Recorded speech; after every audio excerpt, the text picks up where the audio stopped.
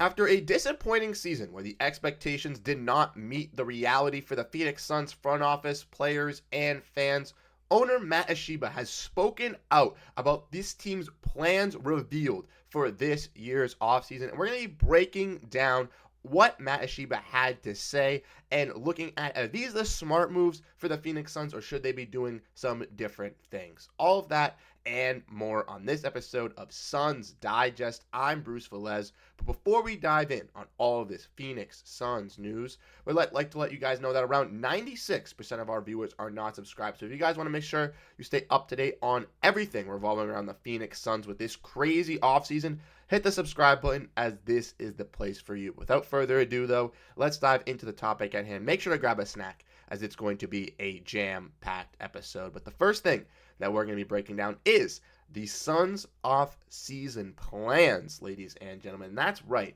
Like I mentioned in the introduction, it was a disappointing season for the Phoenix Suns. Their expectations after trading for Bradley Beal and having this three-headed juggernaut monster was to win the Pacific Division and be one of the top 3 or top 4 teams in the Western Conference. But unfortunately for the Phoenix Suns, due to some injuries and just not having the team really all there for the most of the season and not having a really complete roster from top to bottom, they finished with 49 wins, but finished in the 6th seed and unfortunately got swept by the Minnesota Timberwolves. So now, with the offseason approaching us and with the offseason fully here now, we are going to be looking at what the Phoenix Suns should do. And as Matt Ashiba breaks down the offseason, we have a tweet here from Michael A. Scotto, who works for HoopStype, saying how Matt Ashiba saying that the other 29 GMs across the league, that 26 would like this team for their whole team. Their draft picks and everything is as is. The house is not on fire, saying that the Suns are in a great position and it's not hard to fix, which I think is a little bit questionable. I don't believe that all 29 teams, 26 of them, would trade them for the Suns roster. The Suns definitely have some discrepancies, having a lot of money tied up to these 3 players. So I do think he's just trying to hype up the fans and basically just talking out of his behind over here on this, because a lot of other teams have better draft capital, have better push for the future. But Matt Ashiba is a guy who is for the win now and win now culture only, and we'll dive into that in a little bit. But like I mentioned, we have 5 takeaways from the Suns' end of the season interview with Matt Ashiba and James Jones, and we're going to be breaking down all of that here, looking at the 5 takeaways that they have for the Phoenix Suns. Let me know what you guys think down below in the comment section about Matt Ashiba's comments about this team trading 29 of the other GMs, 26 of them would take this roster, because truly, I think that is a little bit blasphemous. But the first thing that we're going to be diving in at hand is possibly Frank Vogel still gone. And like we mentioned in a bunch of our other videos, if you guys want to check them out with me and CJ or just me by myself, we kind of dive in and look at how Frank Vogel's future is still unclear. And as we look at this article, when a team with championship expectation gets the broom treatment in the first round, completely running it back isn't an option. Usually in these situations, the first name on the chopping block, or it could be the scapegoat, is the head coach. As there's been differing opinions on Frank Vogel's future in Phoenix, ESPN's Adrian Wojnarowski and the Athletic's Shams Charania both said that the Suns would consider making a coaching change. But when Frank Vogel was asked about this, he responded with, "I am got the full support of Matt Ashiba here, and I feel confident that I will be returning." So a little bit of question marks there, a little bit of questionable stuff in the air. Now, honestly, what are my thoughts on Frank Vogel? I think he's a great defensive-minded coach, but I don't think that he can work with this offense. We've had quotes where we've broken it down. Kevin Durant speaking out, saying how he's just been a utilized shooter in the corner, not really utilized as a primary player in this offense. He felt like he was thrown away as a second or third option for this team, just sitting in the corner. And again, the adjustments were not great. I know the fans and myself saw it on Reddit, everybody freaking out about how the fact that the Suns didn't make adjustments till late game in the third quarter or even into Game 4. In Game 1 and Game 2, they just stuck with their game plan and ran it back, and it clearly didn't work in Game 1. So why even try it in Game 2? I have no idea. So there are some question marks with Frank Vogel.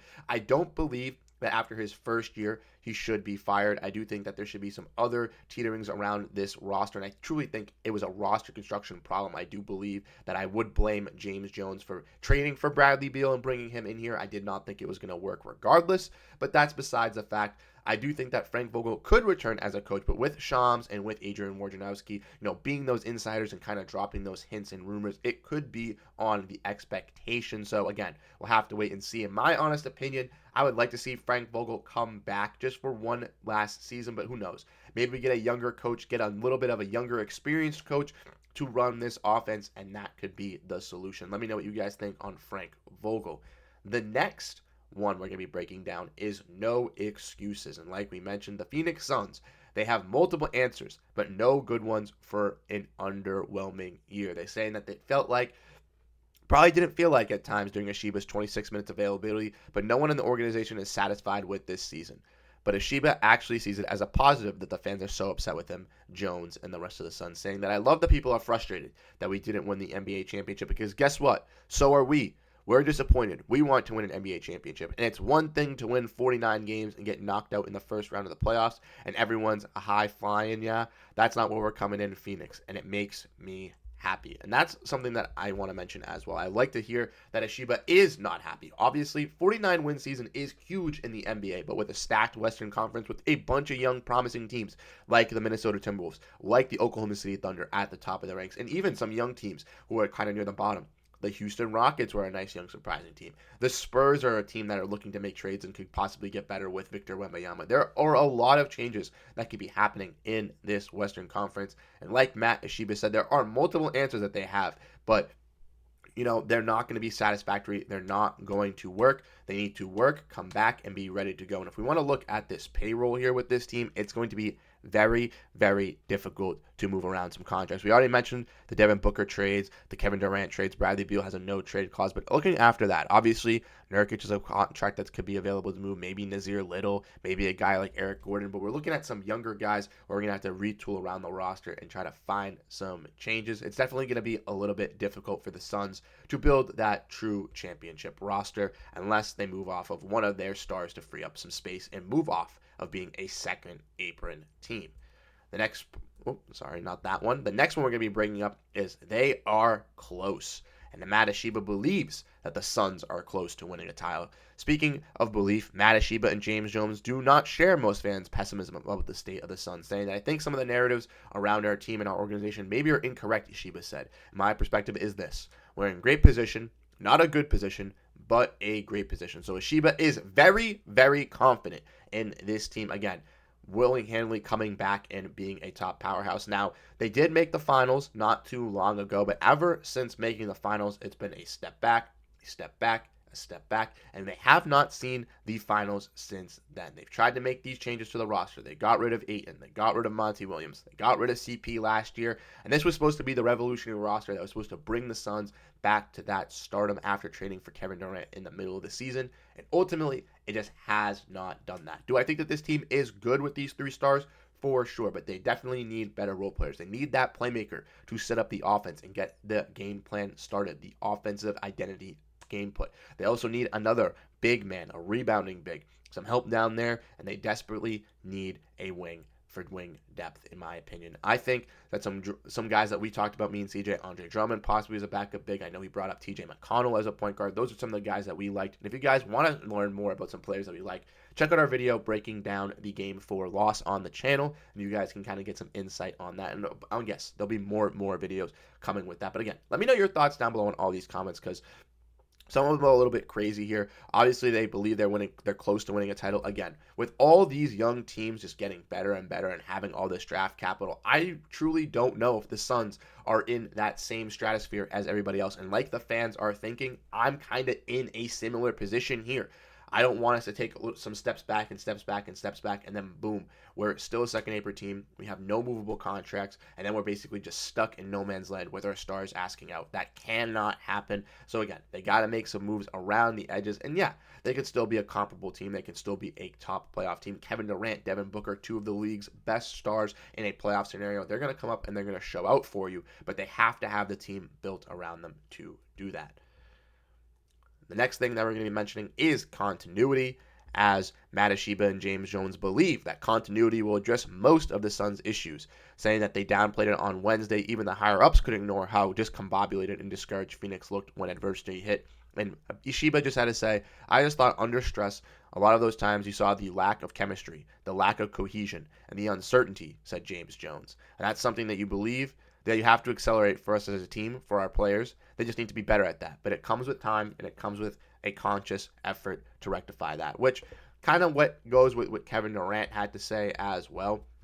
Kevin Durant mentioned the other day that teams like Boston and teams like Denver and teams like New York have all played with each other for multiple years, and they've all had their stars, kind of working with their intangible guys. Yeah, some new pieces have been added on the edges, but the main cores have been, stuck there together. And for this Phoenix Suns team, obviously, Book, Beal, and KD, this was their first year playing together, and they obviously at the beginning of the year, dealing with Bradley Beal's injury, didn't necessarily all get to play. With Booker being out for a little bit, KD being out for a little bit here and there throughout the stretches, this team did not get as many looks as they thought they would, or as the whole NBA thought they would, all three on the court, which is truly why they could not play together, could not get this offensive going. Do I think that that's fully going to change it? No, but having that chemistry and having that teamwork would be beneficial for this Phoenix Suns team. And the last part that we're going to be bringing up is that the Suns are still willing to be able to trade more picks, as we got some more news on that. As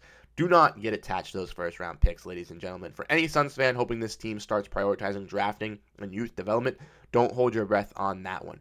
With title contenders over the last decade, like the Nuggets and Warriors and Spurs, supplementing their established core with young talent drafted late in the first round, the Suns have largely striked that aspect of team building. And if we want to look at this quote here from Evan Sidery that came out today, we can see that the Suns plan to shop the number 22 overall selection in this year's draft and their 2031 first-round draft pick in trade talks this offseason, which are officially eligible to be dealt on draft night.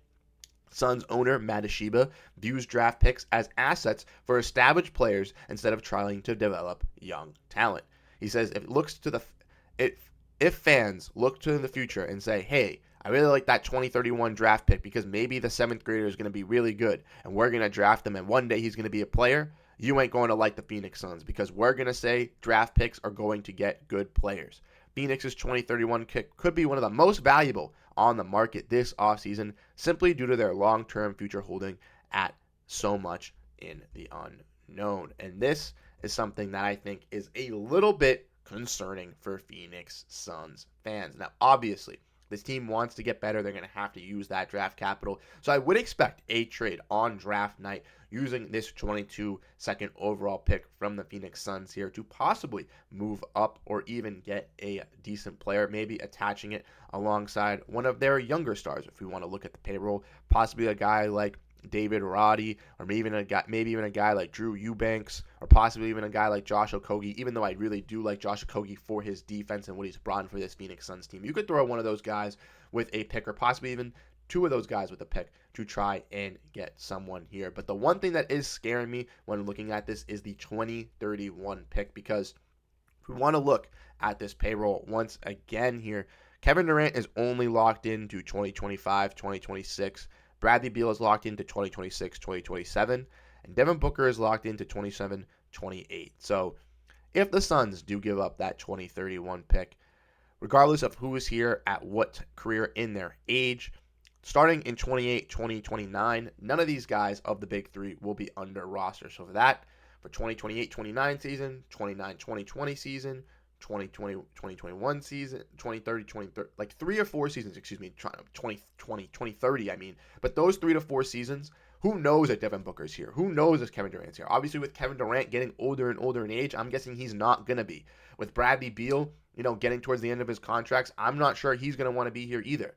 Devin Booker, if the Suns do keep him and do not trade him with all the rumors throughout this offseason, he could be that only star here. And yeah, he could have some other pieces around him, but this team is going to be old at that point, and we still won't have those picks for that future. That's what scares me, because I could see this Phoenix Suns team turning into what we see with the Nets this season, having no draft capital because they gave it up for all their stars, and then boom, what happens is Booker leaves, KD leaves, Beal leaves, and now you have no draft capital and no great talents, and now you basically can't get in good capital, and no one wants to come play for you because you have no rising star or no fun young piece or no just great culture in general. You're just a franchise that has nothing and you're just moving through the motions, which I desperately don't want to see. I think Matt Ashiba is going a little bit too in with this Phoenix Suns team to try to guarantee a championship to kind of secure his job. And I do believe that Matt Ashiba is leaving the next owner or next person who is in charge with the GM a tough decision if they do give up all these picks. But let me know what you guys think down below in the comment section. This was a lengthy video where we broke down the Suns offseason plans revealed, breaking down everything, going over the draft capital to everything like that. Let us know your thoughts down below. If you guys enjoy the channel, if you guys enjoy the content, hit that subscribe button as we're pushing for 1,000 subscribers here on Suns Digest. And as we try to get all the news, breaking everything out for you guys, would greatly appreciate it. Like I mentioned, this is the new hub for Suns Media. We're going to be doing daily videos, so if you guys enjoy the content, hit the like button, hit the subscribe button, as we'll be here all the time. Like I said, I'm Bruce Veliz. Thank you guys so much for tuning into this episode here on Celtics Digest, and I'll catch you guys in the next one. Peace out, and have a great rest of your day, everybody.